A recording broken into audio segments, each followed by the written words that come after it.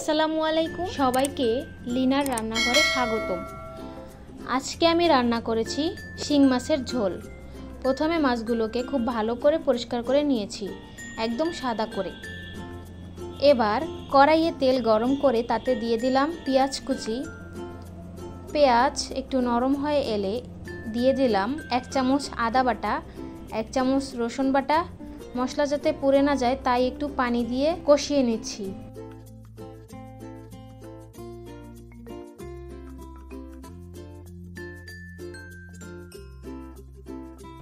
এখন দিলাম 1 চামচ মরিচ গুঁড়া, 1 চামচ হলুদের গুঁড়া আর পরিমাণ মতো লবণ।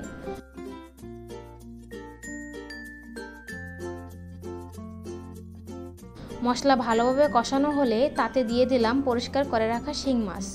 মাছগুলোকে ভালোভাবে মশলার সঙ্গে কষিয়ে নিলাম। শিং মাছ কিন্তু অনেক উপকারী, বিশেষ করে বাচ্চাদের জন্য ভালো। হাড় মজবুত করে, রক্ত বাড়ায় আর শরীর সুস্থ রাখে।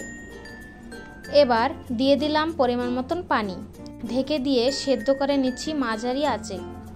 যখন ঝোলটা মাখো মাখো হয়ে যাবে তখন উপরে দিয়ে দিলাম ধনেপাতা কুচি।